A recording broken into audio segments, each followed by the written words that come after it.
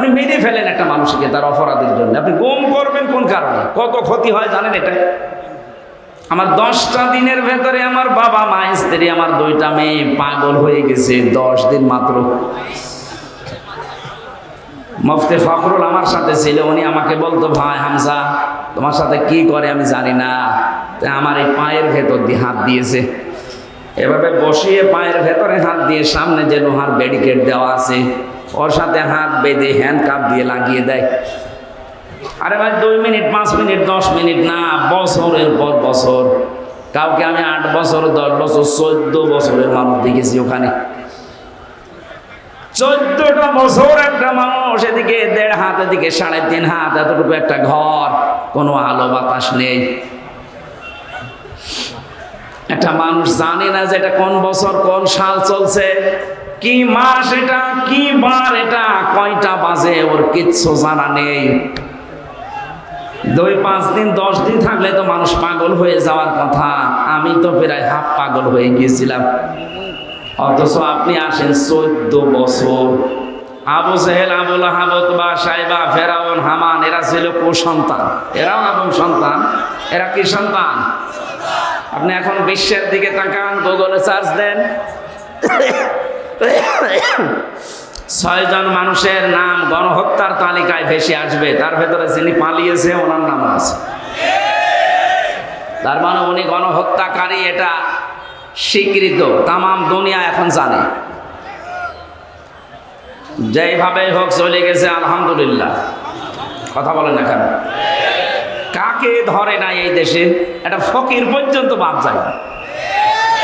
ফকিরও তা আমার মনে হয় ভিক্ষার পরে চাঁদা দেওয়া লাগতো। এই কথা বলেন না কেন? ফকিরের চাঁদা দেওয়া লাগতো না? কি অবস্থা বানিয়েছিল দেশটাকে। জাহান্নাম কেমন হবে আমরা শুধু পড়েছি, দেখি না। আজকের তেলাওয়াত কিন্তু আয়াত ওই সংক্রান্ত কিছু কথা আছে, আমরা যদি ট্রান্স দিতে পারি দেবো ইনশাআল্লাহ। 15.5 বছরে ওরা দেশটাকে জাহান্নামের মতোই বানিয়ে ফেলেছিল। হঠাৎ করে আল্লাহ দৃশ্য পাল্টিয়ে দিলেন কেন? আমি 1500 বছর আগে কোরআনে কারিমে সেই কথা আল্লাহ জানিয়েছেন। 2024 সালের 5 আগস্ট আমার তো মনে হচ্ছে যে মিলে গেছে। তো দেখেন সূরা আনআম 44 নম্বর আয়াত, আল্লাহ রাব্বুল আলামিন বলেন, থাক ওগুলো মনে হয় রংপুর বিভাগের লোক, রাজশাহী বিভাগের লোক অত ঝামেলা করে না, ও মফিজই এরকমই করে। যারা এখন ডিস্টার্ব করবে বলবো যে রংপুর বিভাগের।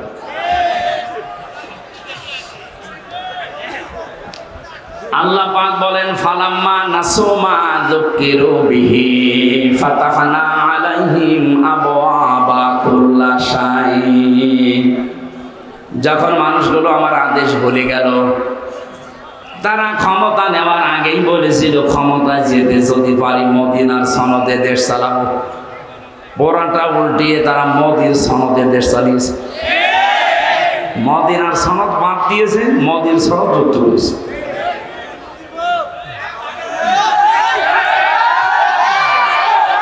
মোবাইলটা ধরে ওই দূরে কোনো জায়গায় ফিকে মারে।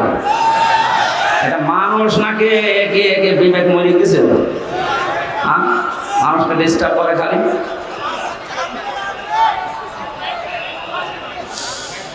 বগুড়াবাসী কোরআনে কারিমের আয়াতের কথা ছিল, যখন আল্লাহর আদেশ তারা ভুলে গেল, তখন তাদের নিয়ামতের যত দরজা আল্লাহ নিজে খুলে দিলেন।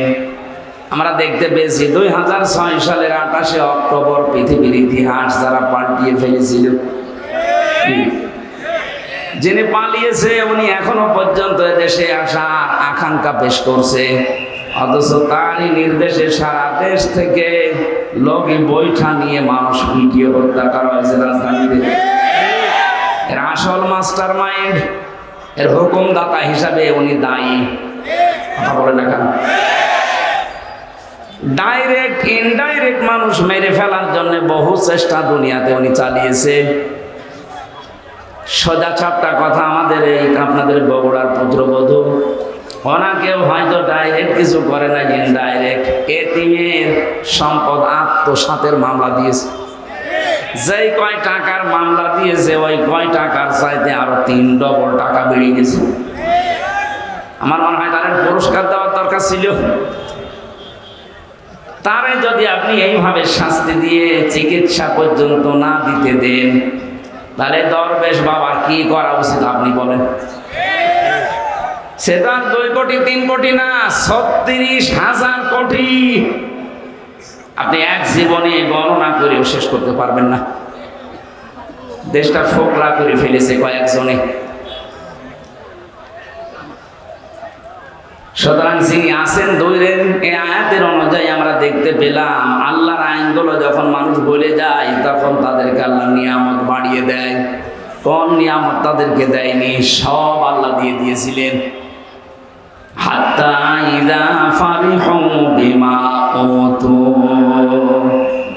আল্লাহ পাক বলেন এই মানুষগুলো আমার এই নিয়ামত পাওয়ার পরে দানকৃত এই সম্পদ, এই ক্ষমতা, এই প্রভাব প্রতিপত্তি, এ টাকা পয়সা, অর্থ সম্পদ, এই সুস্থতা, এগুলো পাওয়ার পরে ওরা যখন আনন্দে আত্মহারা হয়েছিল, আখাযনাহুম বাগতাতান, হঠাৎ করে আমি আল্লাহ নিজে তাদেরকে ধরলাম। 2024 সালের 5 আগস্টে শুধু ছাত্র জনতা, দেশের জনগণ ওদেরকে ধরে নাই, ধরেছি সরাসরি আল্লাহ। আখাযনাহুম, এর ফাইল কর্তা আল্লাহ সরাসরি নিজে। আল্লাহ যদি না ধরতেন, বিএনপি জামাতের মতো এত বড় বড় দল 15.5 বছরে একটা কিচ্ছু করতে পারে না। এদের জীবন কি কম গিয়েছে? এদের কষ্ট, শ্রম, ঘাম কম যায়নি? আমি এক একজনের মামলার সংখ্যা দেখতাম আদালতে। ওই ফাঁসির কন্টেম সেলের ভেতরে আমার সাথে মাঝে মাঝে দেখা করতে আসতো মানুষ। জিজ্ঞাসা করতে কয়টা মামলা, এক একজন বলছে 313টা, 560টা। ওই সারা জীবন চলে যাবে শুধু হাজিরা দিতেই, যদি খালাসও পায়। আপনার বিবেক কোন জায়গায় গিয়েছিল বলেন? একটা মানুষের নামে 313টা মামলা দিন। আপনি মানুষ? হ্যাঁ, তাও যদি দোষ করে মামলা খায় মেনে নেওয়া যায়। কিচ্ছু জানে না, ঘরে শুয়ে আছে, ঘুমের ভেতরে ঘুম ভেঙার পরে দেখছে জেলখানায়। কি গো, তুই গাছ কেটেছিস? কোন সময়? স্বপ্নে। এরকম স্বপ্নে মামলা ছিল না দেশে? হাজার হাজার ছিল। সুতরাং এই অবস্থার যারা সৃষ্টি করেছিলেন, আল্লাহ নিজে বলছেন আমি তাদেরকে তাদের পাপের বোঝা যখন পরিপূর্ণ হয়ে গেছে তখন আমি নিজে তাদেরকে ধরলাম। বাগতাতান শব্দটা কোরআনে আছে। আকস্মিক ভাবে তাদেরকে এমন ভাবে ধরেছি, ওরা যে দুপুরের খাবার খাবে সে সময়টাও পায়নি। এই বাঁশি বাজায় কে? ওর পিঠের ওপর একটা দেন। থাক, যে যেখানে দাঁড়িয়ে আছে বসে আছে থাক, কথা না বললেই হবে। কথা বলবেন না ভাই, আমার এমনিতে শারীরিক অবস্থা ভালো না, কথা বলবেন না।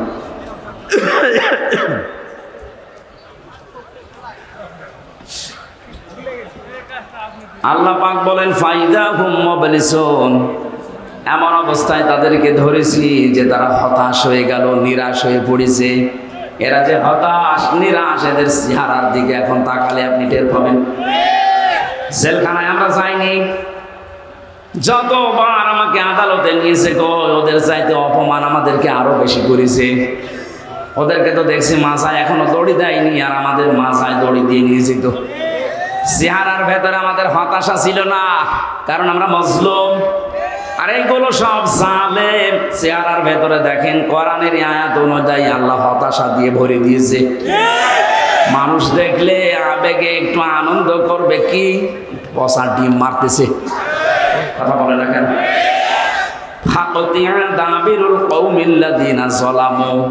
আল্লাহ পাক বলেন জালেমদের শিকড় কেটে দেওয়া হয়ে গেছে। সুতরাং এখনো যারা আশা করে আছেন যে না মা আসতেছে, এই আশা বাদ দেন, কারণ জালেমদের শিকড় কেটে দিয়েছে কে? কিন্তু এই 8-9 দিনে আমরা কিছু ষড়যন্ত্র দেখতে পাচ্ছি। যারা পালিয়ে গেছে এরা এখন বাইরের বিভিন্ন মোড়লের কাছে ধর্ণা দিচ্ছে, আর এই মিথ্যা কথাটা তারা জানাচ্ছে যে আমরা নির্বাচিত ছিলাম, আমাদেরকে উৎখাত করা হয়েছে। এটা তাহা মিথ্যা কথা। 15.5 বছরে যারা ছিল ওরা যে নির্বাচিত ছিল এই কথা শয়তানকে বললে সেও বিশ্বাস করবে না। আপনি বলেন, ঘোড়াকে জিজ্ঞাসা করেন, ঘোড়া হাসবে। একটা কথা বলবেন, কারণ নির্বাচিত হওয়া লাগে যে পদ্ধতিতে, আল্লাহ সে পদ্ধতি কোরআনে কারিমে সূরা হজের ৭৮ নম্বর আয়াতে দিয়েছেন। আল্লাহ বলেন, আমি তোমাদেরকে নির্বাচিত করি লক্ষ লক্ষ নবীর উম্মত থেকে, তোমাদেরকে আমি আল্লাহ নিজে নির্বাচিত বাছাই করেছি। তাহলে নির্বাচিত করার দায়িত্ব কার? পদ্ধতি কি? না, কথা বন্ধ করা লাগবে ভাই, যত জরুরি হোক 1 ঘন্টা পরে পড়বে। মাইকের আওয়াজ আরো বাড়িয়ে দেবে, আমার গলা বসে যায় না। নির্বাচিত করা লাগে যে পদ্ধতির মাধ্যমে, ওটার বাংলা নাম নির্বাচন। বাংলা নাম কি? জবাব দেবেন একেবারে ছাত্রের মতো বললাম। নির্বাচিত হয় মানুষ যে পদ্ধতিতে, নাম কি? আপনি একেবারে নিরপেক্ষ দৃষ্টিতে দিয়ে বলেন তো, 15.5 বছর নির্বাচন হয়েছে, আপনি কেন এই মিথ্যা কথা ছড়াচ্ছেন? কাদের সিম্পিতি আবার পেতে চান? সারা দুনিয়া জানে যে আপনি নির্বাচন ছাড়াই ছিলেন, কারণ 154 জন নির্বাচনের আগে ঘোষণা দিয়েছেন। কথা বলেন না কেন? দিনের ভোট আপনি রাতে করে নিয়েছেন। কিভাবে বলেন যে আমি নির্বাচিত ছিলাম? একটা হাসি মানুষ এত বড় মিথ্যা কথা বলতে পারবে? হ্যাঁ, আপনার মেয়ে আপনার ছেলে যদি বলতো আমরা কিছু মনে করতাম না, কারণ তারা মিথ্যা বলে।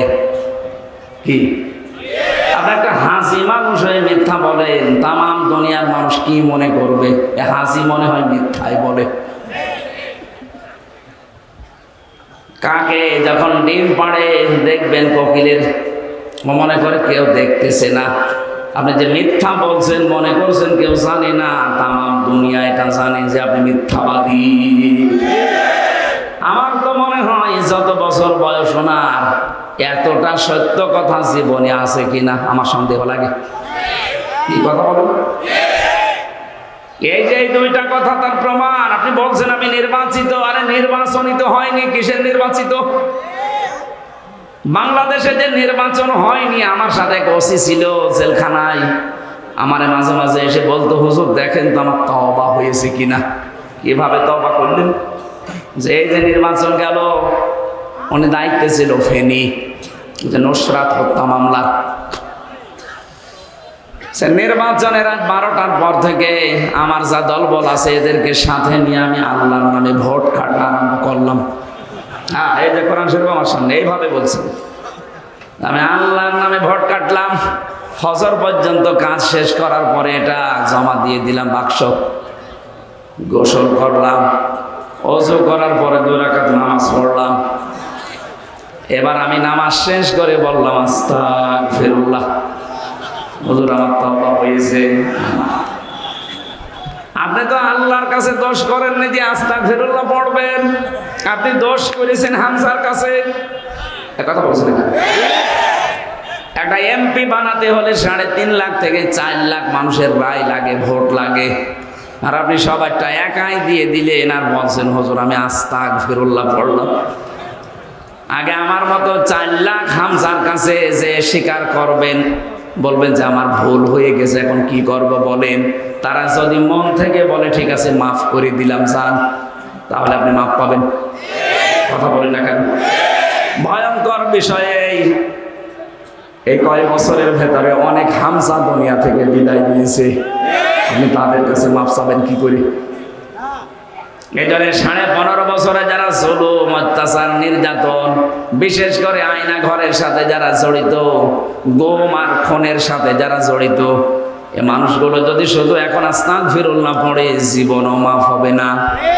এদের মাপ পাওয়ার একটাই পদ্ধতি আছে, অপরাধ যার কাছে স্বীকার করবেন তার কাছে। আপনার কারণে এই লোকটা 15.5 বছর ব্যবসা করতে পারে নাই। আপনি সাদাবাজি করে, মিথ্যা মামলা দিয়ে, মিথ্যা সাক্ষী দিয়ে এরকম বহু মানুষের জীবন নষ্ট করে দিয়েছেন। কাউকে গুম করেছেন, খুন করেছেন, আয়না ঘরে রেখেছেন। আমি 10 দিন মাত্র ছিলাম আয়না ঘরে। এই 10 দিনই আমি দেখেছি মানুষের কি যন্ত্রণা ওই জায়গায়। কিছু কিছু মানুষের নখ হয়ে গেছে এত বড় বড়, চুল দাড়ি গোঁফ মনে হচ্ছে জঙ্গল থেকে বেরিয়ে এসেছে। যখন আমাকে কালো কাপড় বেঁধে নিয়েছে তো মাঝে মাঝে ওই দেওয়ালের দিকে কিছু কারারক্ষী আছে, কিছু পাহারাদার আছে, সবাই একেবারে হারামি না, দু একটার একটু বিবেক হালকা আছে। ওই মানুষগুলো যেহেতু এর আগে 17, 18, 19 সাল পর্যন্ত তোর আমার আলোচনা শুনেছে, বাইরে যে আরো শোনে, ওরা আমাকে নিয়ে যাওয়ার সময় বলতো হুজুর আস্তে করে খুলে দেই, এ পর্যন্ত কেউ নেই।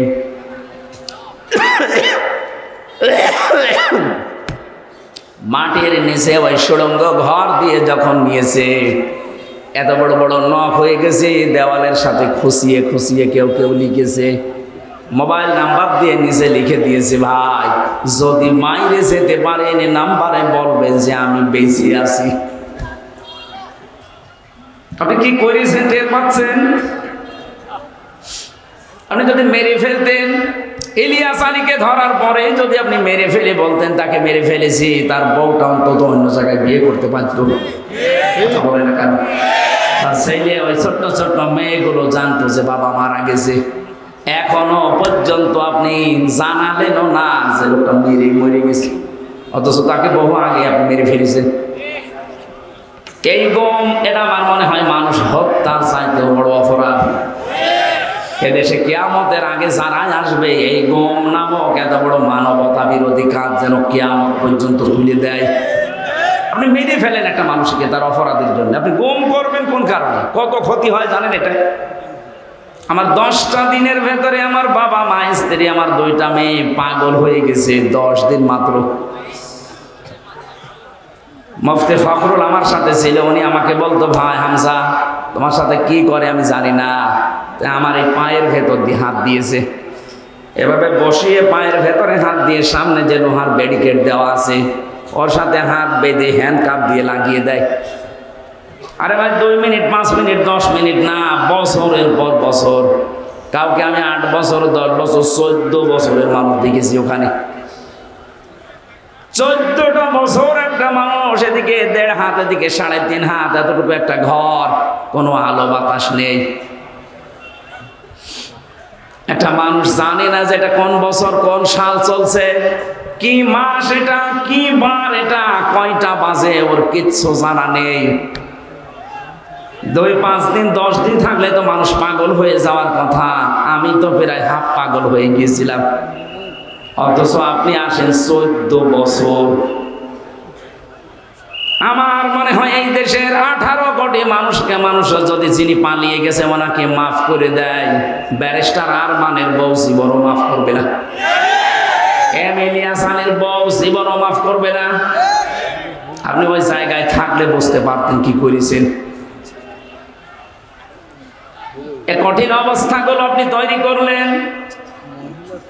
আর এখন বলছেন আস্তাগফিরুল্লাহ, আল্লাহ আমাকে মাফ করে দেন। আল্লাহর কাছে আপনি অপরাধ করেছেন, আপনি অপরাধ করেছেন আমাদের কাছে। কথা বলেন ঠিক কিনা?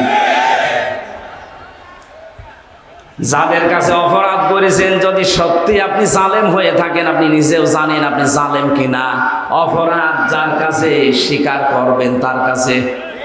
কিভাবে স্বীকার করবেন?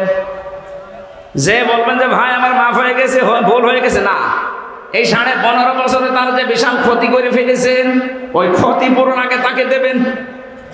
কথা বুঝতেছেন? আমার যে 3টা বছরে আমার বাবার কাছ থেকে প্রায় 30 লাখের উপর আপনার টাকা নিয়েছেন বিনা কারণে। এই যে কয়েকদিন আগে মামলা আমার সব খারিজ হয়ে গেল, আদালত কর্তৃক প্রমাণিত যে আমার কোনো দোষ নেই, আমি নির্দোষ। তাহলে আদালত বলছে আমার কোনো দোষ পাইনি, আমি নির্দোষ। বিনা কারণে নির্দোষ মানুষটাকে 3 বছর আপনি তাও সাধারণ জেলে রাখেননি, ফাঁসির কন্ডেম সেলের ভেতরে রেখেছিলেন। বলেন, আমি কি ওই ধরনের অপরাধ করেছিলাম? ওখানে তো রাখা লাগবে যে মানুষগুলো মার্ডার মামলার আসামি, কেন আপনি আমাকে ওখানে রাখলেন?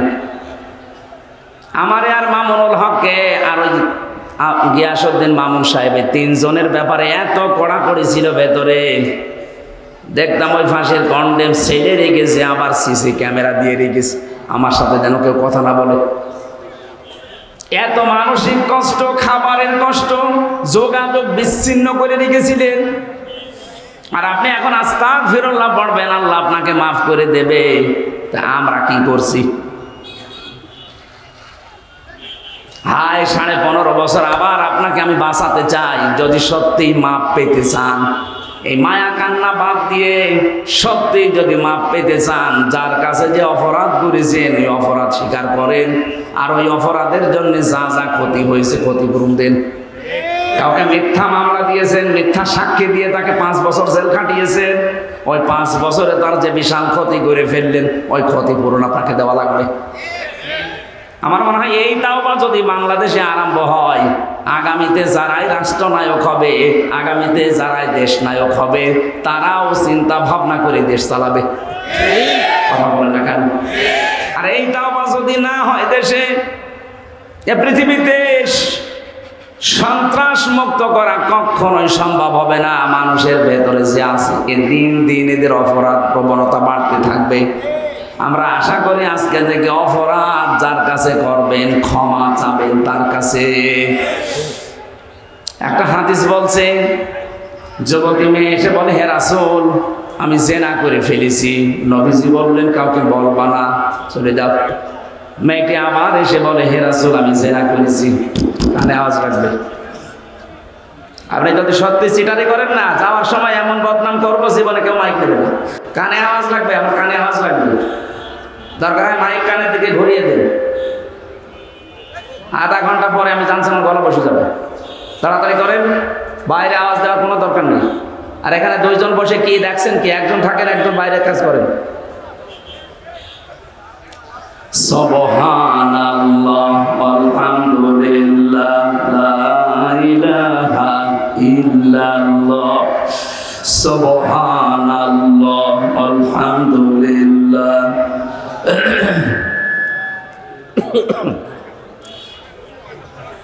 আমি জিকির করতে বলেছিলাম, আপনার মুখ বন্ধ করে বসে আছেন কোন কারণে? নাকি জবান বন্ধ করে দিয়েছে আল্লাহ?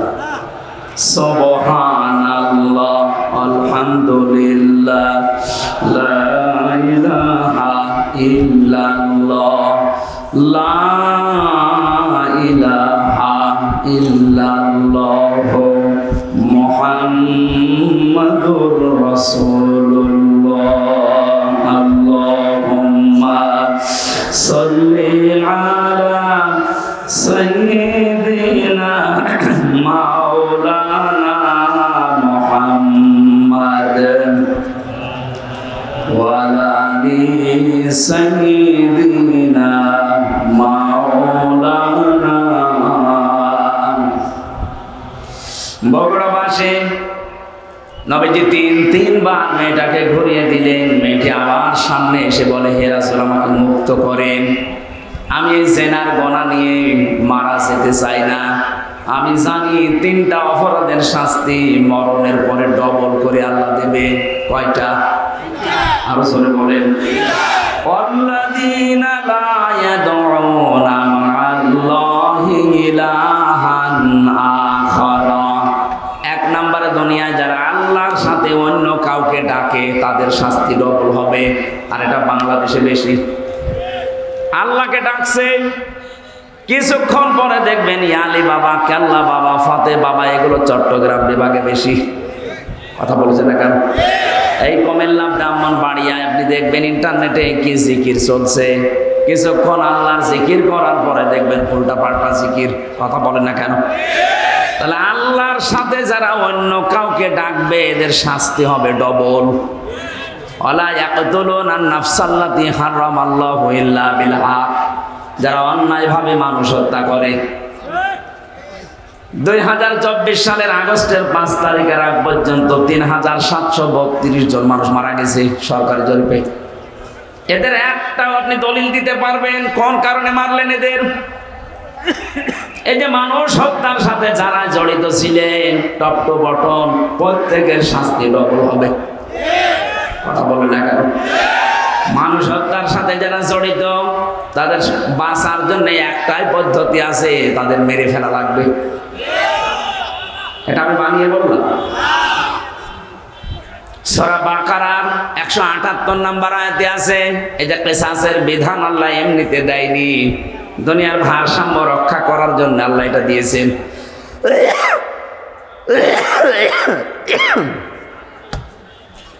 সুতরাং যারা মানুষ হত্যার সাথে জড়িত, আপনাদের আখিরাত শেষ, আপনি মারা গেলে জাহান্নামী।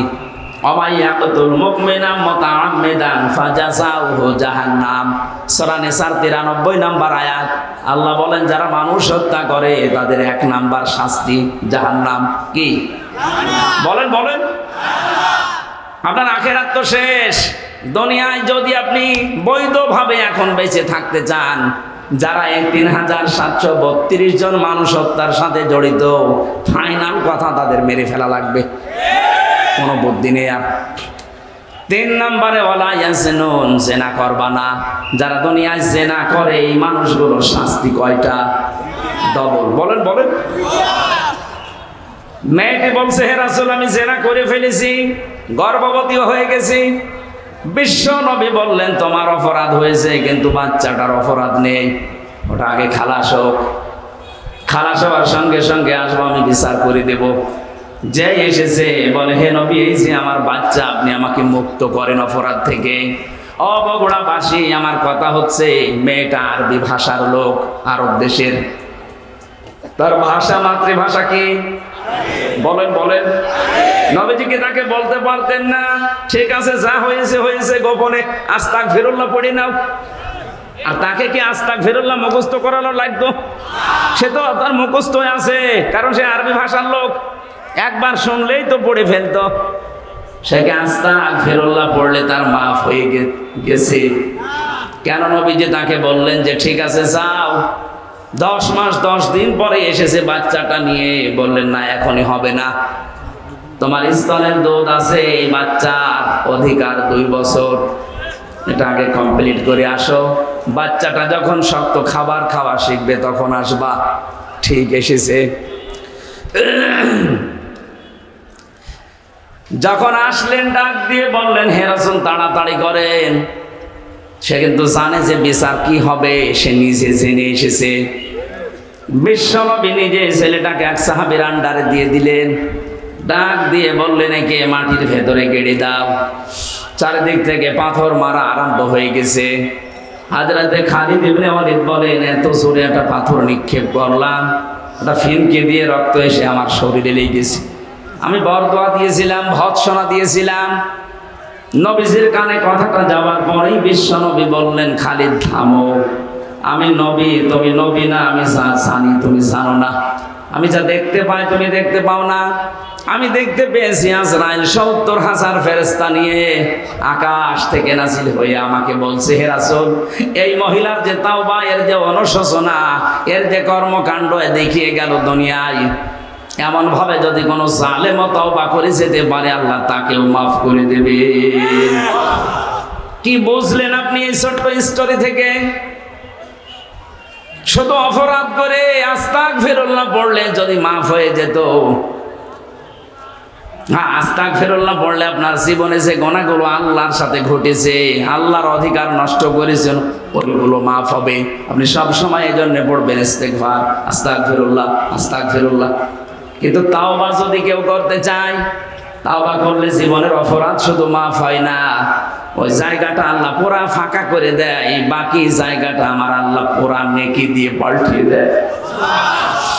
ইল্লা মান তাবা ওয়া আমানা ওয়া আমিলা আমালান সালিহান ফাউলাইকা ইউবাদদিলুল্লাহু সাইয়্যাতিহিম হাসানাত। দুইটাই বহুবচন। আল্লাহ পাক বলেন যারা তাওবা করে, ইস্তেগফার না, যারা তাওবা করে, এই মানুষগুলো তাওবা করার পরে যদি সিদ্ধান্ত নেয় যতদিন আমি বেঁচে আছি ভালো কাজে লাগবো, এখন তাওবা কি? তাওবার 1 নাম্বার শর্ত হচ্ছে অনুশোচনা করা। কি?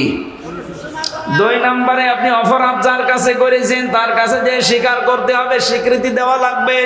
এটা যদি আল্লাহর সাথে সম্পৃক্ত হয় আল্লাহর কাছে বলবেন, যদি বান্দার সাথে সম্পৃক্ত হয় বান্দার কাছে বলা লাগবে। তিন নম্বরে যা করেছি জীবনে আর এই কাজ আমি জীবনে দুনিয়ায় কোনোদিন রিপিট করব না। জোরে বলেন সুবহানাল্লাহ। তাহলে তাওবা করলে জীবনের অপরাধ শুধু মাফ হয় না, পুরা জায়গাটা আল্লাহ নেকি দিয়ে পাল্টিয়ে দেয়। এটা আস্তাগফিরুল্লাহর মতো না। মেয়েটা তাওবা করেছে না ইস্তেগফার করেছে? তাওবা বলেন বলেন। এই জন্য আমার আল্লাহ দুনিয়াতে তার এমন তাওবা কবুল করলেন, বিশ্বনবী বলেন এটা যদি পুরা আরব জানে সবার ভেতরে ভাগ করে দেন সবাইকে আল্লাহ মাফ করে দেবে। এত বড় তাওবা হয়েছে তার। আর 15.5 বছরে এই 14 দল বাদ দিয়ে বাকি আমরা যারা আছি এদেশে সবাই মাজলুম। কথা বললেন না? 14 দল বাদ দিয়ে বাকি যারা আছি আমরা সবাই কম বেশি মজলুম। এই মজলুমদের এখন উহুদের ময়দান থেকে শিক্ষা নেওয়া লাগবে। উহুদের ময়দানে প্রথমে কিন্তু বিজয় হয়ে গিয়েছিল মুসলমানদের, কিন্তু গনিমতের মাল যখন ভাগাভাগি করার জন্য দৌড়াদৌড়ি আরম্ভ করেছে, হযরতে খালিদ বিন ওয়ালিদ ওই সময়ও কাফের ছিল। আকস্মিক ভাবে তিনি অতর্কিত হামলা চালিয়ে জায়গায় 14 জন মানুষ মেরে ফেলেছিলেন। আমার মনে হয় বাংলাদেশ এখন উহুদের প্রান্তরে দাঁড়িয়ে আছে। আমরা যে বিজয়টা পেয়েছি এই মাজলুম মানুষগুলো যদি এখনো পর্যন্ত মায়ের পেটের সন্তানের মতো আমরা সিমেন্টেড হয়ে যেতে না পারি, ওরা কিন্তু এখনো বেঁচে আছে। দেখেন না মাঝে মাঝে বলে আমি কাছাকাছি আছি চট করে ঢুকে পড়বো, এমনি বলে। ওরা ওই খালিদ বিন ওয়ালিদ যখন কাফের ছিল যে ভূমিকা ছিল ওরা ওই ভূমিকা পালন করার জন্য আছে পেতে। এখানে মাঝে মাঝে নতুন নতুন ইস্যু তৈরি করে পাঠায়। আর দেশের কিছু মানুষ আছে ওরা আন্দাজে লাফিয়ে পরিবেশ নষ্ট করে। পরিবেশ নষ্ট করে করবে কি? পেছনে লাল হয়ে যায়। কথা বলছে না কেন? যে গোপালগঞ্জে আরম্ভ করেছিল ওই সময় কয়েকদিন শুনলাম বাসের ভাড়া গোপালগঞ্জ থেকে ঢাকা পর্যন্ত যদি আপনি দাঁড়িয়ে যান 1000 টাকা, আর বসে গেলে 500 টাকা। কারণ বসার মতো কায়দা আর্মি ওদের রাখে নাই। কথা বলে ঠিক কিনা? এটা না আহ্বান জানাচ্ছি, পালিয়ে যে গেছে এ দুনিয়ার ইতিহাসে এটাই বলে 850 বছর আগে ওনার দাদা পালিয়েছিল লক্ষণ সেন। কথা বলে না কেন? ওনার দাদা কথা বললাম কেন? আমার ফাঁসি চাই বইটা পড়েন, দেখেন ওনার জন্মের ইতিহাস লেখা আছে। ওনার জন্মের ইতিহাস না, ওনার বাবার জন্মের ইতিহাসও লেখা আছে। আমি মেজর ডালিম বলছি বইটা পড়েন। আমি 5 তারিখের পরে এই কয়েকটা বই আমি সব আগা গোড়া শেষ করে দেখেছি। আল্লাহ, আমরা ভাবি কি আর আসলে হয়েছে কি? আন্দাজে মুসলমান বললেই হবে। এই জন্যই বলছে 850 বছর আগে ওনার পরদাদা দাদা যারা পালিয়েছে লক্ষণ সেন, সেই রাস্তা ধরেই পালিয়ে গেল। পৃথিবীর ইতিহাস পুরা পাল্টিয়ে দিয়েছে। 350 জন এমপি একবারে পালিয়ে যায়। সারা পৃথিবীর 257টা রাষ্ট্রে আমি পাইনি, বাংলাদেশ দেখলাম। শুধু পার্লামেন্টের যারা মেম্বার এরাই পালিয়ে যায়নি, জাতীয় মসজিদের ইমাম পর্যন্ত পালিয়ে গেছে। কি আশ্চর্য বলেন তো, ইমাম সাহেবও পালিয়ে যায়। কিছুদিন পরে এসেছিল আবার জোর করে ইমামতি নেওয়ার জন্য, জনগণ জুতা পিটা দিয়েছে। পরের দিন দেখলাম স্ট্যাটাস দিয়েছে ফেসবুকে, জনগণ আমাকে জুতা দিয়ে পিটিয়েছে কিন্তু আমার গায়ে লাগেনি। পরে শয়তান, মানুষের বিবেক মরে গেছে। ও মানুষটা কত নিচে নেমেছিল বলেন। দুনিয়ার স্বার্থে এই লোকটা নৌকা মার্কা নিয়ে দাঁড়িয়েছে। আমার মনে হয় লোকটা যদি কুকুর মার্কায় দাঁড়াইতো তাও পাস করত। কারণ মার কাটা আল্লাহ এত বেশি ঘৃণিত বানিয়ে দিয়েছে, পায়খানার দিকে মানুষ এখন তাকায়, তাও নৌকার দিকে তাকায় না। তাকায় এখন চড়া লাগবে মাঝে মাঝে বন্যা হলে। এই কারণে যারা এখন চড়তে যায় তারাই ধরা খায়। এই যে দরবেশ নৌকায় করে পালিয়ে যাচ্ছিল। সাবধান, এজন্য নৌকা যখন ডুবে গেছে ও ছাতা আর মনে হয় কিয়ামতের আগে উঠবে না। কারণ দুনিয়ার ইতিহাসে এইটাই আমরা পড়েছি, কোন স্বৈরাচার যদি একবার পালিয়ে যায় ও জীবন থাকতে আর ফিরে আসে না, কারণ ও জানে আমি গেলেই মারা পড়ে যাব। জনগণ যেভাবে ফুসে আছে, ওই দিন যদি আর 5 মিনিট সময় পেত, আমার মনে হয় এতদিন কব্বরে পাঠিয়ে দিত। হায়াত আছে বলে বেঁচে আছেন, কিন্তু সারা জীবনে এখন যতদিন আছেন অপমানের জীবন নিয়ে থাকা লাগবে। আমাদের শিক্ষা নেওয়া দরকার এখান থেকে, আমরা যেন জালেম হয়ে না যাই কোনোদিন। যদি আমরা কেউ জুলুমকারী হয়ে যাই, মাজলুমকে আল্লাহ তো ক্ষমা করে দেবে, কিন্তু জালেমের জন্য আল্লাহ নিজে মামলা দেবে। এটা আছে সূরা শুরা 25 নম্বর পারা 6 নম্বর পৃষ্ঠার 12 নম্বর লাইনের 42 নম্বর আয়াতের প্রথম অংশে আছে, ইন্নামাস সাবিলু আলাল্লাযিনা ইয়াজলিমুনান নাস। অবশ্যই আমি আল্লাহ নিজে মামলা দায়ের করব তাদের বিরুদ্ধে যারা মানুষ হয়ে মানুষের উপরে জুলুম করেছে। 15.5 বছরে যে জুলুম হয়েছে এটা ওয়াজ করা লাগবে আরো জোরে। সুতরাং 1628টা চেয়ার ছিল এই দেশে, মেন চেয়ার। শাহ আলম ভাইয়ের চেয়ার না, এই চেয়ার না। যিনি পালিয়েছে তাকে থেকে শুরু করে থানার শিবগঞ্জের ওসি পর্যন্ত 1628টা চেয়ার ছিল মেন দায়িত্ব পালন করার জন্য। আর এইগুলো যারা ঘোরাফেরা করে এরাই দেশ চালায়। এই মানুষগুলোর প্রত্যেকটাই ছিল জালেম আর জালেমের সহযোগী, কেউ ডাইরেক্ট কেউ ইনডাইরেক্ট। এই কথা বলেন না কেন? এদের বিরুদ্ধে মামলা হামজার, বলেন শাহ আলমের, কার? আমরা অত্যাচারিত হয়েছি, আমরা যদি কিছু নাও বলি আল্লাহ আপনার বিরুদ্ধে মামলা দেবে। কারণ এই দেশের 1628টা চেয়ারের যারা ছিল তারা আল্লাহর মামলার আসামি। আপনি শব্দটা খেয়াল করছেন? কত ওজনওয়ালা আল্লাহর মামলার আসামি এরা। বাদী যত বড় হয় মামলা তত কঠিন হয়, বলেন। এরা আল্লাহর মামলার আসামি। এদের দুনিয়াও শেষ, জালেমদের আখিরাতও শেষ। আল্লাহু লা ইয়াহদিল কওমাজ জালিমিন। আল্লাহ বলেন আমি জালেমদেরকে হেদায়েত দিচ্ছি না, দেব না। এটা মুজারে, বর্তমান, ভবিষ্যৎ, প্রেজেন্ট, ফিউচার।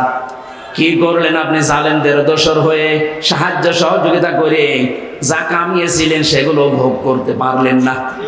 আর দুনিয়া তো শেষ হয়ে গেল, আপনার আখিরাত তো শেষ।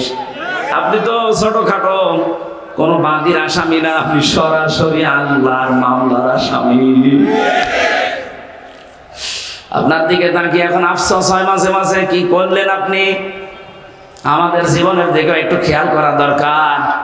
আমি আমার ইমান থেকে বলছি, এখানে যারাই আমরা আছি 200 বছর পরে যদি এই জমিনে কেউ আমরা ঘুরে আসি, আমার নিজের বাড়ি, বানানো বাড়ি, আমাকে আমার নাতি ছেলে তারা উঠতে দেবে?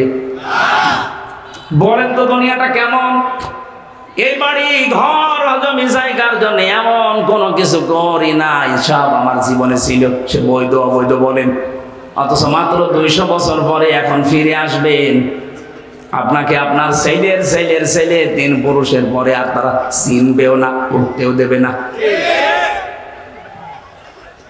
কোরআনে কারিমে আল্লাহ আমাদেরকে কথাটা বারবার আমাদের বিবেকের কাছে ধাক্কা দিয়েছেন, আমাল হায়াতুদ দুনিয়া ইল্লা মাতাউল গুরুর। ও পৃথিবীর বান্দা বান্দিরা, একটু বিবেকটা কাজে লাগাতে পারো না? দুনিয়ার জীবন কিন্তু ধোঁকা। তোমার মা বাবাও ধোঁকা, সন্তান ধোঁকা, স্ত্রী ধোঁকা। দুনিয়ায় একটু ভান করে থাকো, দেখো চোখ বন্ধ করে সব ধোঁকা ধরা পড়ে যাবে। সুতরাং আমরা যেন পাগলামি না করি কেউ। বিশাল ধোঁকা আমাদের সামনে যেটা দেখা দিচ্ছে এখনো আছে, এই ধোঁকায় পড়ে আমি আমার আখিরাত নষ্ট করতে পারি না। আমার আখিরাত যেন আমার সামনে 1 নম্বরে থাকে, দুনিয়া যেন আমার পেছনে থাকে। তাহলে আখিরাত যদি কেউ 1 নম্বর বানায়, দুনিয়া আমার আল্লাহ তার কপালে যা আছে এমনি দিয়ে দেবেন। আমরা কি আখিরাত সামনে রাখতে রাজি আছি? বলেন বলেন। আমার এবার তেলাওয়াত কি তো আয়াত সূরা আরাফ 179 নম্বর আয়াত। আজকের আলোচনার বিষয় যেটা বলেছিলাম নাম হচ্ছে বিবেক। নাম কি? এটা যাদেরকে আল্লাহ দিয়েছেন, এই বিবেক যাদের কাজে লাগে না, একেবারে অ্যাক্টিভ হয়ে মিশে যাবেন কোরআনের সাথে। আল্লাহ পাক বলেন ওয়ালাকাদ যারানা লিজাহান্নামা কাসীরাম মিনাল জিন্নি ওয়াল ইনস। অধিকাংশ মানুষ আর জিন জাহান্নামে যাবে, এই জন্যই তাদেরকে বানিয়েছি। কে বলছেন? আল্লাহ। প্রশ্ন আসতে পারে তাহলে আমার দোষ কি? অধিকাংশ মানুষ আর জিন যদি জাহান্নামে যায় তা আমার কি দোষ? এখানে আল্লাহ তিনটি ইন্দ্রিয় শক্তির কথা দিয়েছেন। যাদের ভেতরে এই তিনটা আছে, যদি কাজে না লাগে সে জাহান্নামে যাবে, যার কাজে লাগবে সে জান্নাতি। একেবারে কাটছাট সহজ কথা। এক নম্বরে লাহুম কুলুবুল লা ইয়াফকাহুনা বিহা, যাদের কলব আছে কিন্তু চিন্তা ভাবনা নেই। এটা আপনাকে বিবেক আল্লাহ দিয়েছেন, কিন্তু বিবেকটা আপনি কাজে লাগান না। বিবেক কাজে লাগাতে পারলে আপনি রাস্তা হারাবেন না, রাস্তা পেয়ে যাবেন। একেবারে গোড়াতে শিকড়ে আল্লাহ হাত দিয়েছেন আমাদের। হালাতা আলাল ইনসানি হাইনুম মিনাদ দাহরি লাম ইয়াকুন শাইআম মাযকুরা। আল্লাহ পাক বলেন হামজা, একটু কি খেয়াল করো না, বিবেকটা কাজে আমার লাগে না যে তুমি জন্মের আগে উল্লেখ করার মতো কিছু ছিলে না। আমার এই যে 33 বছর বয়স, এখন 34 বছর আগে হামজা নামে আমার বংশে যেহেতু কেউ ছিল না, আমার বংশে আমার এই রিয়াজ এবং ফেরোজা এই মাধ্যমে আমি দুনিয়ায় আসলাম। কেউ আলোচনাও কোনোদিন করেছে যে এখানে হামজা নামে একজন এসেছে? মাত্র 34 বছর আগে। আল্লাহ পাক আমাকে এটা স্মরণ করাচ্ছেন কেন? কারণ একটা দুর্বল জায়গায় আঘাত দিয়েছেন আমার। আমি যখন কিছুই ছিলাম না, নেই থেকে আস্তে আস্তে আমার আল্লাহ আজ হামজা বানিয়ে চেয়ারে বসিয়েছে। এখানে মা বাবার দায়িত্ব শুধু বিছানায় থাকা, বাকি যা করা কে করেছে? একটু বিবেকটা এদিকে কাজে লাগাতে পারেন না? আল্লাহ আমাদের একটা স্মরণের মাধ্যম দিয়েছেন এইভাবে, ফালিয়ানজুরিল ইনসানু মিম্মা খুলিক খুলিকা মিম্মা দাফিকি ইয়াখরুজু মিন বাইনিস সুলবি ওয়াত তারাইব। মানুষকে একটু নজর করে দেখে না যে কি দিয়ে তারে বানালাম। বাবার স্ফলিঙ্গ দিয়ে দ্রুত গতিতে বের হয়ে যাওয়া পানিটা দিয়ে, যেটা একবার বের হলে শরীর থেকে গোসল ফরজ হয়ে যায়। যে পানির ছাড়া পৃথিবীর কোন মার্কেটে চায় নাও দাম নেই। কথা বলবেন, কেউ ফিরিয়ে দিলেও আপনি নেবেন না। এরকম একটা না পাক দুর্গন্ধযুক্ত পানি দিয়ে আল্লাহ আমার অস্তিত্ব আরম্ভ করলেন। আল্লাহ পাক বলেন এই পানিটা যখন মায়ের রেহেমের ভেতরে যায়, বাবার মাকে দিয়ে আমি আল্লাহ এই দুইটা নাপাক পানি এক জায়গায় 4-8টা জিনিস বানাই। চুল, রগ, হাড় আর পর্দা, রক্ত, গোশত, চর্বি আর চামড়া। বিজ্ঞান ভিত্তিক আলোচনায় যখন তাফসীরগুলো আমি মিলিয়েছি, দেখেছি হ্যাঁ এই 4-8টা জিনিস এক। আল্লাহ পাক বলেন মানুষ বানাতে কমপক্ষে 13টা উপাদান লাগে। 13টা বিষয় এক জায়গায় না হলে দুনিয়ায় আপনি আসতে পারবেন না। আসলেও অপূর্ণাঙ্গ হয়ে আসবেন। 4-8টা নয়, আপনার মার বাবা দুইজনেরটা নিয়ে বানালেন, বাকি 5টা এখনো 13 হতে কয় লাগে? এই 5টা আমার আল্লাহ নিজের রব নামের কারণে দিয়েছেন। ওয়াজআলা লাকুমুস সামআ ওয়াল আবসারা ওয়াল আফইদা। আল্লাহ বলেন শ্রবণ শক্তি, দর্শন শক্তি, বাক শক্তি, আকেল শক্তি আর ঘ্রাণ শক্তি। এর ভেতরে যদি একটা তোকে কম দিতাম, দুনিয়ায় আসতে ঠিক কিন্তু অপূর্ণাঙ্গ হয়ে। যদি বাক শক্তি না দিতাম কথা বলতে পারতে না। বিজ্ঞান এখন প্রমাণ করছে কয়েক ইঞ্চি জায়গায় মানুষের কথা বলে, এক একটা কথা তৈরি হতে 27টা ধাক্কা লাগে। কয়টা? আপনি কম্পিউটার ভেড়াবেন, আমি যা দেখিয়ে দিতে পারবো। 27টা স্তর পার করার পর একটা কথা তৈরি হয়। পৃথিবীর কেউ আপনাকে এই কথা বলার যোগ্যতা দেয়নি, দিয়েছে কে? দুঃখজনক হলো সত্য, ওই 15.5 বছরে আল্লাহর এই বাক শক্তি জালেমরা কেড়ে নিয়েছিল। ওরা বন্ধ করে দিয়েছিল আমাদের কথা বলার যোগ্যতা। কথা বললেও বলতে পারতাম না। কথা বলে না, কথা তো বলবো আমার মনে যেটা আছে, যেটা বৈধ কথা ওইটা, অথচ আমাদের কণ্ঠনালী চেপে ধরতো। আমরা চাই কিয়ামতের আগে আমাদের এই বাক শক্তি কেউ যেন রুদ্ধ করে দিতে না পারে। কথা বলেন। আমার এই অধিকার আমার আল্লাহ দিয়েছেন, আপনি কেন বন্ধ করলেন? কোরআনে কারিমে আল্লাহ যত বড় বড় রহমতের কথা তিনি জানিয়েছেন, তার ভেতরে 4টার কথা সবচাইতে বেশি জানিয়েছেন। 1 নম্বরে আর রহমানু আল্লামাল কোরআন খালাকাল ইনসানা আল্লামাহুল বায়ান। আল্লাহ পাক বলেন, আমি যে রহমান, আমার দয়া দেখতে চাও, পৃথিবীর সবচাইতে বড় দয়া কোরআনে কারিম তোমাদেরকে দেওয়া। লক্ষ লক্ষ নবী পাঠিয়েছিলাম দুনিয়ায়, কোন নবীকে আমি আল্লাহ কোরআন দেয়নি, তোমাদেরকে দিয়েছি। এটা আমার বড় নিয়ামত। এটাই শুধু না, আমি তোমাদেরকে মানুষ বানিয়েছি। মায়ের পেটের ভেতরে আমি আল্লাহ নিজে তোমাদের মানুষ বানিয়ে শেষ করে দেইনি, কথা বলার যোগ্যতা দিয়েছি। এই যে কথা বলতে পারা কত বড় নিয়ামত। এই আয়াতের ব্যাখ্যায় হাদিস এসেছে, বিশ্বনবী জানিয়েছেন, বিজ্ঞান তো বলেছে 27টা স্তর পার করা লাগে, নবীজি বলেছেন প্রতিটি স্তরে একটা একটা করে আল্লাহর ফেরেশতা বসে আছে। এর কাছে ও, ওর কাছে এ, এর কাছে এ, এভাবে সিরিয়াল আকারে দিতে দিতে সর্বশেষ আমাদের এই মুখের গর্ত দিয়ে একটা কথা আল্লাহ বের করে দেয়। ধাক্কা লাগে কয়টা? 27। বলেন বলেন। আপনাকে যদি এই শক্তিটা আল্লাহ বাক শক্তি না দিত, বাকি 4টা দিত, তাহলে আপনি আসতেন কিন্তু বোবা হয়ে, কথা বলতে পারতেন না। আরে ভাই, এইটার জন্য তো কিয়ামত পর্যন্ত সেজদায় পড়ে থাকার কথা। দর্শন শক্তি আল্লাহ আমাদেরকে দিয়েছেন, আলাহুম আ'য়ুনুল লা ইউবসিরুনা বিহা। কি হয়েছে? চোখ দিলাম তোদেরকে, কেন দেখিস না? যেটা দেখার দরকার মানুষ ওটা দেখে না, যেটা দেখা দরকার না, নিষিদ্ধ, ওইটার দিকে মানুষের চোখ বেশি। বলেন, একটু কন্ট্রোল করা যায় না নিজেকে? আজ কত মানুষ নিজের বৈধ স্ত্রী বাদ দিয়ে পরকীয়া প্রেমে 180 মাইল বেগে লাইন চালাচ্ছে। নাকি এলাকা শুরু হয়নি? নিষিদ্ধ বস্তু দেখতে দেখতে চোখের পর্দা কালো হয়ে গেছে। যেটা দেখা দরকার না ওইটা যদি কেউ বারবার দেখে, আমার আল্লাহ চোখের উপরে 2টা জিনিস দান করে, তার বৈধ জিনিসগুলোর প্রতি ঘৃণা জন্মিয়ে যায়। সেদিন একজন স্ট্যাটাস দিয়েছিল আমাকে, বলছে আমার বৈধ স্ত্রী কয়েক বছর সংসার করার পর একটা সন্তানও দিয়েছে, কিন্তু এখন আমার আর ভালো লাগে না। বাইরের মেয়ে লোক দেখলে খুব ভালো লাগে, আনন্দ লাগে। বললাম, এই রোগ থেকে মুক্ত হওয়ার জন্য 2টা পদ্ধতি আল্লাহ দিয়েছেন, ঔষধ। এখানে যাদের এরকম অভ্যাস আছে, নিজের জায়েজ স্ত্রী এখন আর ভালো লাগছে না, বাইরেরটা দেখলেই কেমন জানি আকর্ষণ তৈরি হয়, নাকি এলাকায় নেই?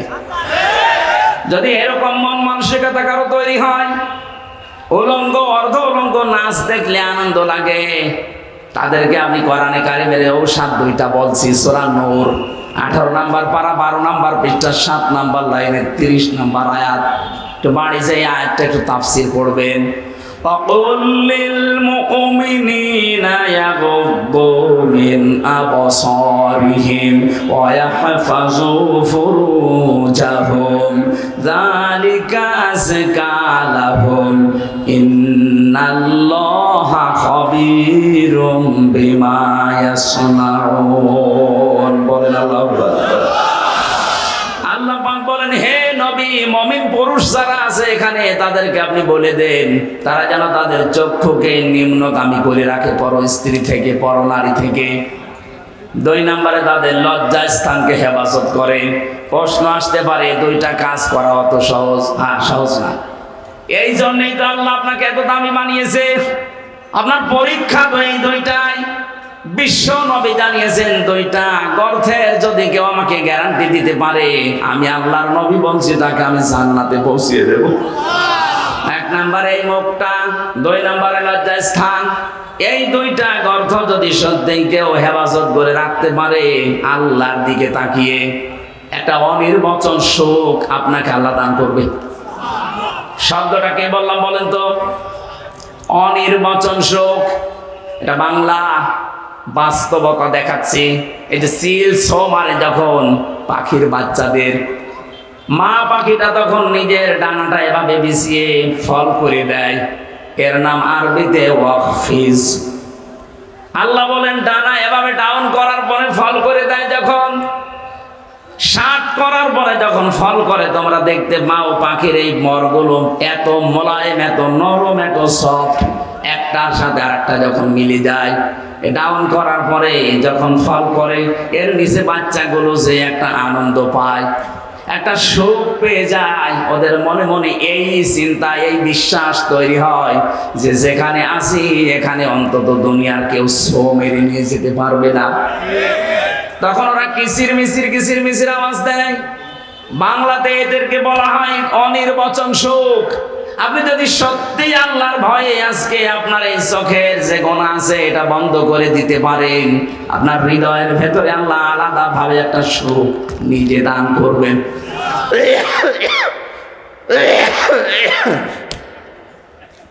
বগুড়াবাসী এখানে এখনই এই মুহূর্ত থেকে মাহফিল যদি সাকসেস করতে চাই, শুধু সুন্দর করে সাজানো যাওয়া লাগবে।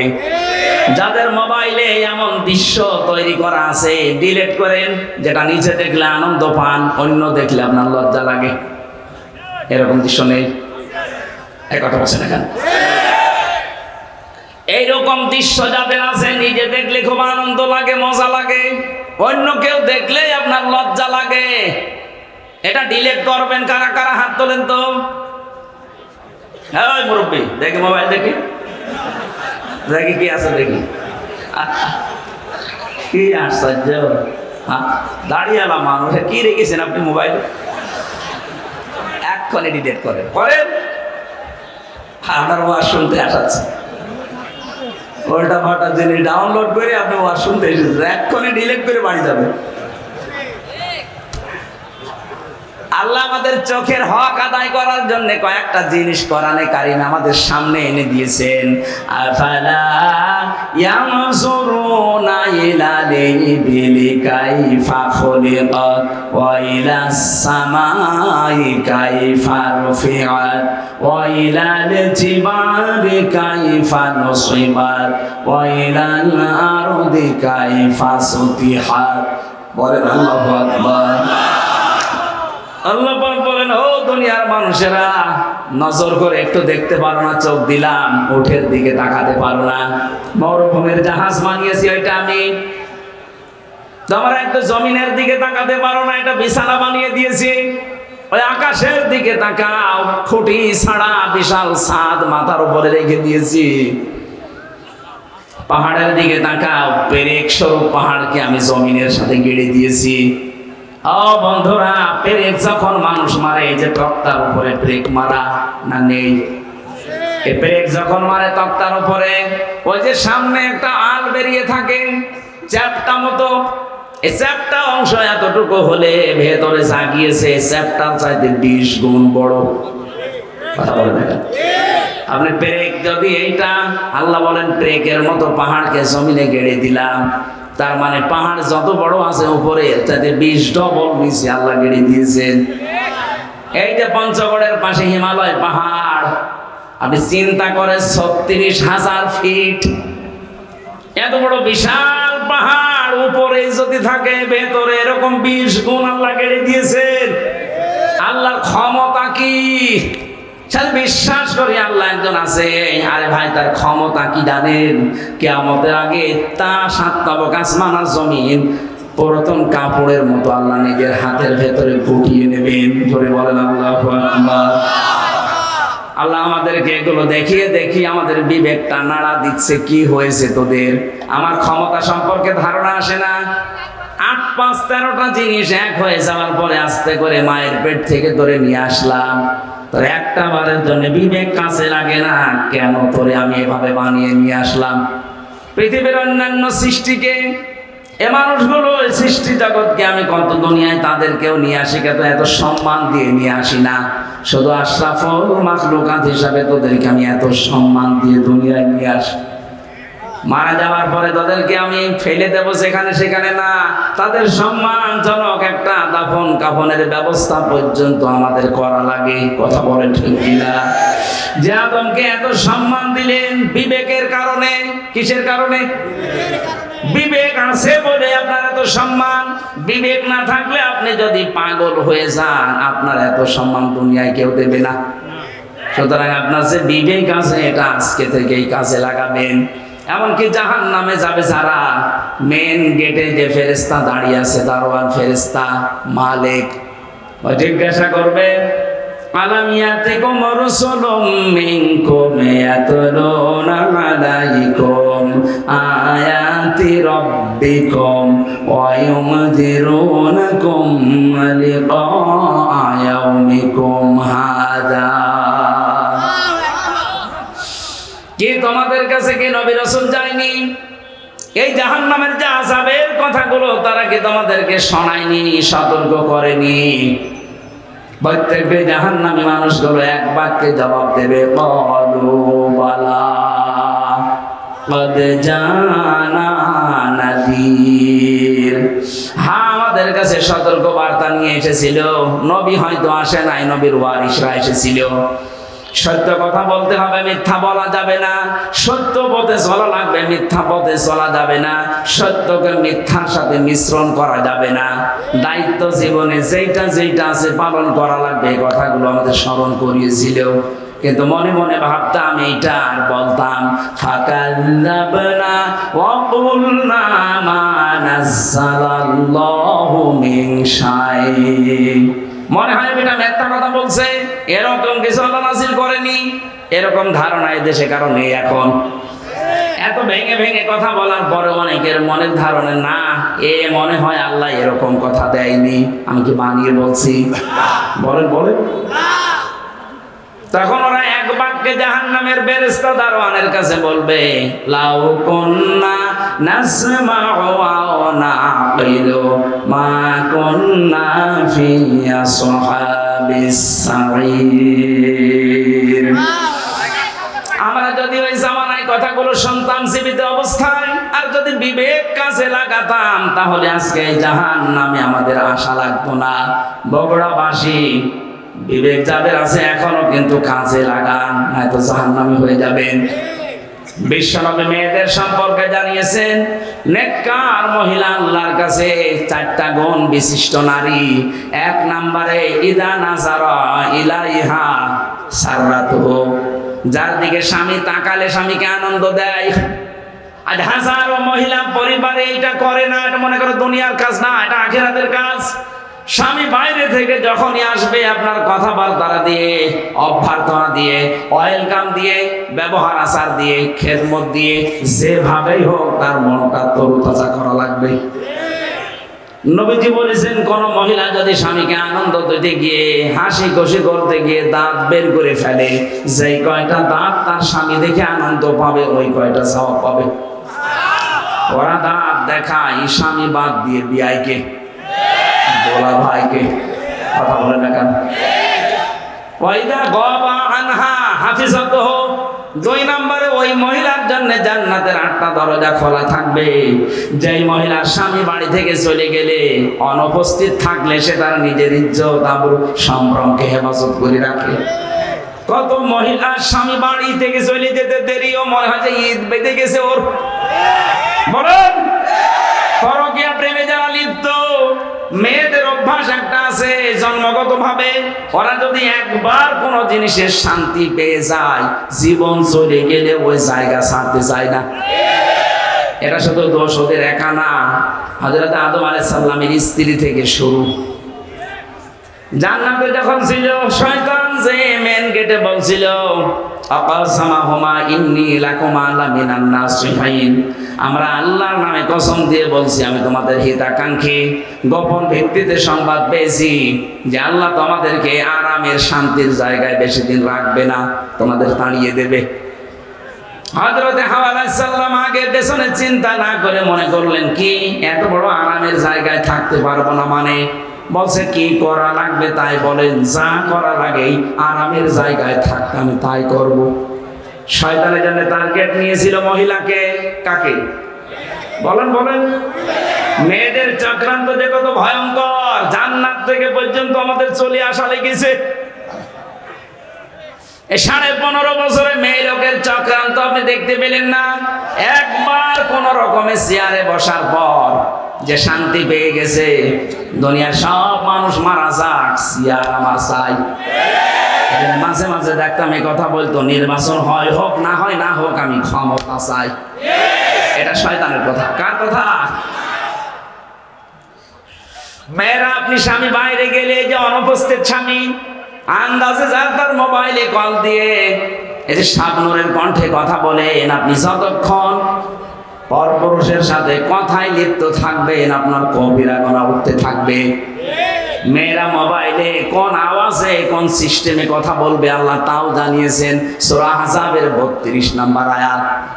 ইয়া নিসান নাবিয়্যি লাস্তুন্না কাআহাদিম মিনান নিসাই ইনিত্তাকাইতুন্না ফালা তাখদাউনা বিল কওলি।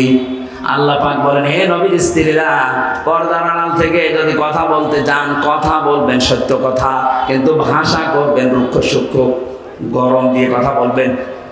যার সাথে কথা বলছেন ওর মনের ভেতরে যদি শয়তান কোনো কিছু ওয়াসওয়াসা দেয়, ওইটার কাজে লাগবে না।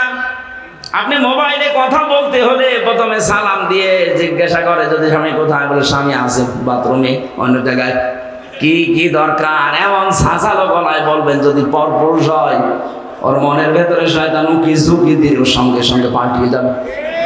মনে মনে ভাববে, আল্লাহ এ কি মহিলা না আজরাইল। আর যদি শাবনূরের কণ্ঠে আপনি শুরু করেন আলাপ, মনে করবে কাজ হচ্ছে। একদিন 2 দিন 5 দিন পরে দেখবেন 2 শয়তান ফেলে দিয়ে উনি আল্লাহর রাস্তায় পালিয়েছে। এই জন্য স্বামী যখন বাড়ি থাকে না, স্বামীর সন্তান, স্বামীর সম্পদ, স্বামীর ইজ্জত আবরু হেফাজত করে রাখা নেককার মহিলার গুণ। 3 নাম্বার, ওয়াতুইনু আলা দীনি যাওজাতিহা। যখন স্বামী বাইরে থেকে দিনের কাজ কারবার করার জন্য থাকবে, তখন তাকে আপনি ছাড় দেবেন, সাহায্য করবেন, সহযোগিতা করবেন, উৎসাহ দেবেন। তো অধিকাংশ মহিলারা এটাই নেই। দিনের কাজে, মানবতার কাজে 10টা মানুষের কর্মসংস্থান তৈরি করার জন্য স্বামী কাজ করছে, আপনি তার উৎসাহ দেবেন। আরো কথা বলেন না? একটা মসজিদ বানিয়ে দিলে কয়জন মানুষ নামাজ পড়বে? নাই 2000। কথা বলেন না কেন? একটা রাস্তা যদি কেউ সংস্কার করে দেয়, একটা ব্রিজ বানিয়ে দেয়, লক্ষ লক্ষ মানুষ রাস্তায় হাঁটবে। 1000 মসজিদ বানানোর চাইতে একটা ব্রিজ কালভার্ট সংস্কার করা আল্লাহর কাছে দামি। এরকম মানবতার পক্ষে যে কাজগুলো, মানবতাকে সাহায্য করার জন্য, আল্লাহর দ্বীন প্রচারের জন্য, কায়েমের জন্য, প্রতিষ্ঠার জন্য যারা কাজ করে বেড়ায়, নেককার স্ত্রীর কর্তব্য হচ্ছে তাকে উৎসাহ দেওয়া, সাহায্য করা। খাদিজাতুল কুবরা এইটাই করেছিলেন নবীর জন্য। এই জন্য আল্লাহ তাকে নিজে সালাম পাঠিয়েছেন। সুবহানাল্লাহ বলতে পারেন না? আপনাকে সালাম দেবে কি করে? আপনি তার বাধা দেন। আপনার স্বামী কি মদ গাঁজা খেয়ে বেড়াচ্ছে? সে তো মানবতার পক্ষে কাজ করছে, 10টা মানুষের কর্মসংস্থান তৈরির জন্য চেষ্টা চালাচ্ছে। সমাজের জন্য কাজ করে যারা, মানবতার জন্য, ইসলামের জন্য, তাদের স্ত্রীরা যেন ছাড় দেয়, সাহায্য করে, উৎসাহ দেয়, এটা নেককার মহিলা। 4 নাম্বারে, স্বামী যেটা পছন্দ করে, নেককার হতে চাইলে ওইটা আপনাকে পছন্দ করা লাগবে যদি জায়েজ হয়। আমি সহ যত স্বামী এখানে আছি, প্রতিটি স্বামী আমরা চাই এবং পছন্দ করি মন থেকে। যে কোরআন হাতে নিয়ে বলছি, মন থেকে আমি চাই এবং পছন্দ করি বিয়ের পরে যেন আমার মা বাবা আমার সাথে থাকে। কথা বলে না কেন? 100টার 98টা মহিলা এটা চায় না। হ্যাঁ, নামাজ পড়ে, রোজা রাখে, কালো বোরকা পরে, কিন্তু স্বামীকে মাঝে মাঝে খোঁচায় কি আর কতদিন একসাথে থাকবা, আলাদা হবা না। এই কথাটা শুধু ওই মেয়ে লোকের না, ওই মেয়ে লোককে হাওয়া দিচ্ছে ওই মেয়ে লোকের মা আর বড় বোন। ওখান থেকে শুধু হাওয়া দেয়, আর কতদিন থাকবি একসাথে। আরামে খেতে চাইলে আলাদা হ, এরকম শাশুড়ি আর বড় শালি কার আছে? হাত তোলেন তো। একজন আছে না? কি ইয়ার কি মারা কথা না? ওরা আছে, সত্যি আছে। সম্মানিত মা বোনেরা, আপনি মনে করছেন আমি নামাজ পড়ি, রোজা রাখি, কালো বোরকা পরে জান্নাত আমি পাবো না? পাবে কি? কে বলেছে আপনি জান্নাত পাবেন? জান্নাতে যেতে হলে আপনার স্বামী যেটা পছন্দ করে ওটা যদি জায়েজ হয়, আল্লাহর কসম আপনার কষ্ট হলেও মেনে নেওয়া লাগবে। এই যে কয়েকদিন আমি গিয়েছিলাম আগে নীলফামারী কিশোরগঞ্জ থানা, একটা বৃদ্ধাশ্রমে ঢুকলাম। কতগুলো মা আর বাবা বসে আছে, তাদের চোখের দিকে তাকালেই মনে হচ্ছে ওরা সন্তানের জন্য বরদোয়া দিচ্ছে। কত কষ্ট লাগে একটা সন্তান বড় করতে। যারা বাবা আছে জিজ্ঞাসা করে দেখেন, একটা ছেলে একটা মেয়ের পেছনে 25 বছর 22 বছর শ্রম দেওয়ার পরে তার বিয়ে দেওয়া হয়। আমার মনে হয় আমার এই ছোট্ট মেয়েটাকে নিয়ে আমি যে ঝামেলায় আছি, আমাকে নিয়ে আমার বাবা মা ঠিক এই ঝামেলায় ছিল। প্রতিটি মানুষের পেছনে তার মা বাবা ঠিক এইভাবে শ্রম দিয়েছে। অথচ লাইন ধরে এই লাইনে বাবা, এই লাইনে মা বসে আছে বৃদ্ধাশ্রমে, সবগুলোর সন্তানই আছে। এতে সন্তানগুলো নিজেরা বড় ধাক্কা সহ্য করতে না পেরে বৃদ্ধাশ্রমে মাকে রেখে গেছে। সূরা আরাফ পড়েছি। এই আরাফের প্রথম বাংলা অর্থ হচ্ছে আরাফ মানে প্রাচীর। আরাফ মানে নবীজি বলেন জান্নাত আর জাহান্নামের মাঝে আল্লাহ একটা প্রাচীর দিয়ে রাখবে। কিছু মানুষকে আল্লাহ দাঁড় করিয়ে দেবে, ওদেরকে আল্লাহ জাহান্নামও দেবে না, জান্নাতেও দেবে না। সাহাবী প্রশ্ন করলেন, হুজুর জান্নাতে দেবে না কেন? নবীজি বলেন এরা আর যাই করুক মা বাবার হক আদায় করতো না, তাদের সাথে খারাপ ব্যবহার করতো। আজকে গতকালকে বগুড়াতে একটা ছেলে মাকে জবাই পর্যন্ত করে ফেলেছে।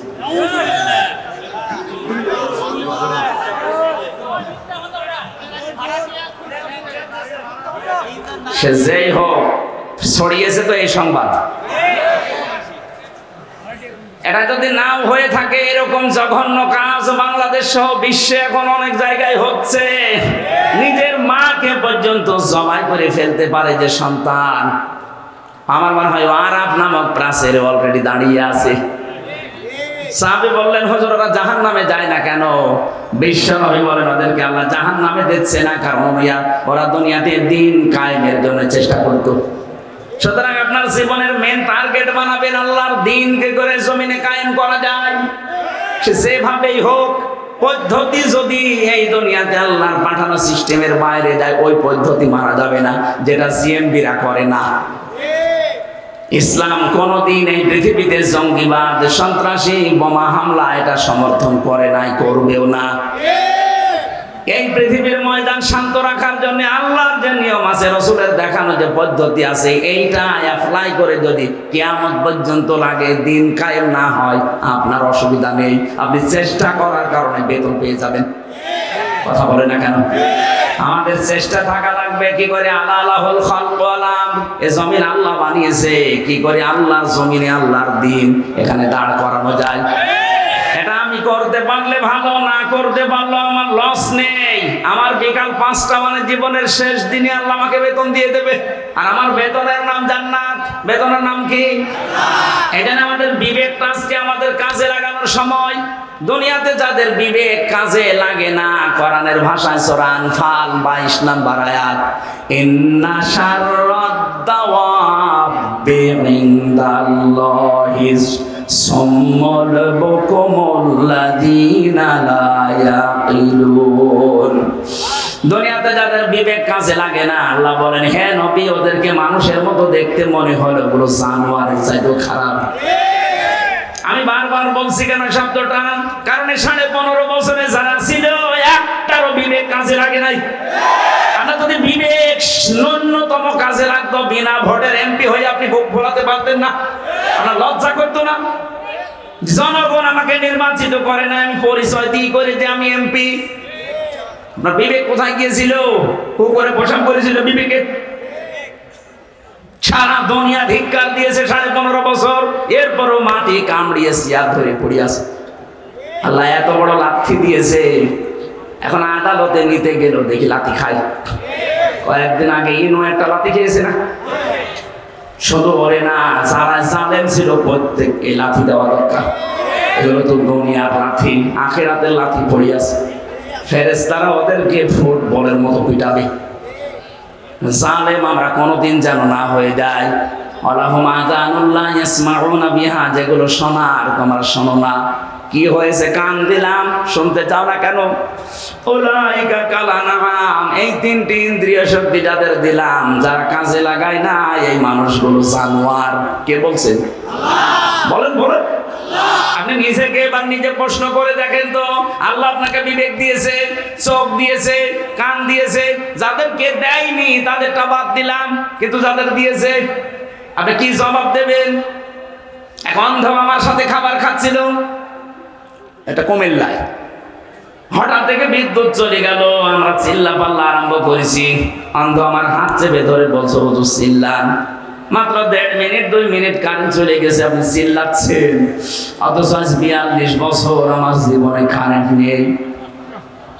আল্লাহ যদি চোখটা সত্যি আপনাকে না দিত, কি হতো বলেন তো আপনার জীবনে? কত লাতি গোতা, কত মানুষের অপমান অপদস্থ সহ্য করা লাগতো। এই জন্য কাজে লাগান। এটা যদি দেখার শক্তি পেয়েছেন, শোনার শক্তি পেয়েছেন, বিবেকটা আল্লাহ দিয়েছে, পাগল বানায়নি। সত্যি যদি কাজে লাগাতে না পারেন, আপনি আল্লাহর কাছে জানোয়ার। আল্লাহ বলেন বাল হুমা দল, তার চাইতেও তুই আমার কাছে নিকৃষ্ট। উলাইকা হুমুল গাফিলুন, তুই গাফিল। আর গাফিলের জন্য আল্লাহর বানানো বাগান জান্নাত নেই। মেয়েদেরকে যে 4টা কথা বললাম, যখনই স্বামী আপনার দিকে নজর দেবে, স্বামীকে খুশি করবেন। স্বামী বাইরে গেলে হেফাজতে রাখবেন নিজের লজ্জাস্থান, নিজের সন্তান, স্বামীর সম্পদ। 3 নাম্বারে স্বামীকে সাহায্য করবেন, মানবতার কাজে, দিনের কাজে উৎসাহ দেবেন। 4 নাম্বারে স্বামী যেটা পছন্দ করে, যদি জায়েজ হয়, কষ্ট হলে ওইটা সাপোর্ট করবেন। আল্লাহ মেয়েদের এই 4টা গুণ যদি অর্জন হয়, নবীজি বলেন জান্নাতের 8টা দরজায় আল্লাহ তার জন্য উন্মুক্ত করে রাখবে। আজকে আমাদের জীবনে আল্লাহ যেন পুরাটা সেট করে দেয়, বলেন আমিন। কিভাবে আল্লাহ বানিয়েছেন আমাদেরকে, আমি রেফারেন্স ছাড়া জেলখানায় বসে বসে বই তৈরি করেছিলাম। বাইরে এসে ওগুলো রেফারেন্স দিয়ে দিয়ে ছেড়েছি। ওই যে গাড়িতে আছে সৃষ্টি জগতের সূচনা, মেয়েদের জীবন সম্পর্কে লেখা আছে, ছেলেদের আছে। যাওয়ার সময় ওটা আপনার স্ত্রীকে, মেয়েকে, বউকে, ফুফুকে ওদেরকে উপহার দেবেন। ওই যে গাড়ি আছে মনে হয় গেটে আছে, ওগুলো যাওয়ার সময় নিয়ে যান। আজকের মতো কালকে যেহেতু অনুষ্ঠান আছে, আরো বড় মাওলানা আসবে, আজিজুল ইসলাম ভাই, আমি দোয়া করে শেষ করছি, ওটা যাওয়ার সময় নিয়ে যান। আল্লাহুম্মা আমিন। লা ইলাহা ইল্লা আনতা সুবহানাকা ইন্নী কুনতু মিনাজ জালিমিন। রব্বুল আলামিন 2 দিন ব্যাপী তাফসীরুল কোরআন মাহফিলের প্রথম দিনে বগুড়া শিবগঞ্জের কিচকের এই মাটিতে আমরা হাত তুলেছি। যত মানুষ আমরা কোরআনের কথাগুলো এই 1.5 ঘন্টা পর্যন্ত শুনলাম, আমাদেরকে মাফ করে দাও। আলোচনার সওয়াবগুলো নবীজির রওজায় পৌঁছিয়ে দাও। মা বাপ যারা হারিয়ে ফেলেছে, আল্লাহ মা বাপকে ক্ষমা করে দাও। রব্বুল আলামিন বগুড়ার মাটি মানুষের সন্তান শহীদ রাষ্ট্রপতি জিয়াউর রহমানকে কবরে তুমি মাফ করে জান্নাত দিয়ে দাও। তার স্ত্রী অসুস্থ, আল্লাহ শেফায়ে কামিলা দিলা নসিব করে দাও। তার ছোট সন্তান তার দুনিয়া থেকে বিদায় নিয়েছে, আল্লাহ তার কোকো ভাইয়ের কবরকেও জান্নাত বানাও। রব্বুল আলামিন শ্রদ্ধাবাদের বড় ভাই জনাব তারেক জিয়া এই মাটির সন্তান, নির্বাসিত হয়ে আছে নিজের দেশ থেকে, কতটা বছর পাড়ি জমিয়ে প্রবাসে পড়ে আছে। আল্লাহ তাআলা সম্মানের সাথে, ইজ্জতের সাথে এই দেশের সন্তান এ দেশের মাটিতে ফিরিয়ে দাও। কোরআনে কারীম দিয়ে দেশ চলছে, এটা দেখে মরার সুযোগ করে দাও। মাহফিলের প্রধান অতিথি অধ্যক্ষ মীর শাহ আলম, আল্লাহ তাআলা এনামের ভেতরে যেটা লুকিয়ে আছে তাকে তুমি ওই জায়গায় পৌঁছিয়ে দাও। জনগণের খেদমত করার জন্য আশা আকাঙ্ক্ষা পেশ করেছে, তোমার ইলমে জানা আছে তার দ্বারা কি হবে, মানবতার কাজ হবে, ইসলামের কাজ হবে, তোমার জানা থাকে আল্লাহ তুমি তাকে বিজয় করে দিও। সম্মানিত সভাপতি মাহফিলের যে 2 জন আলেম, আল্লাহ বিশেষ করে আমার আফসার ভাই, জনগণের দায়িত্ব তাকে দিয়েছিলে, সামনে যেন তুমি তাকে সঠিকভাবে দায়িত্ব পালন করার সুযোগ করে দিও। মা বোনদেরকে 4টা গুণে গুণান্বিত হওয়ার তৌফিক দাও। জালেমের জেলখানায় 3টা বছর বড় অসুস্থ হয়ে পড়েছি আমি। আল্লাহ আমাকে তুমি আগের অবস্থায় স্বাভাবিক অবস্থায় ফিরিয়ে দাও। কোরআনের কথাগুলো সহজ সরল ভাষায় বলার মতো যোগ্যতা আমাকে ভিক্ষা দাও। এই এলাকায় মাটির নিচে কত মানুষ ঘুমিয়ে আছে, কোরআনের ইজ্জতে আল্লাহ তুমি মাফ করে দাও।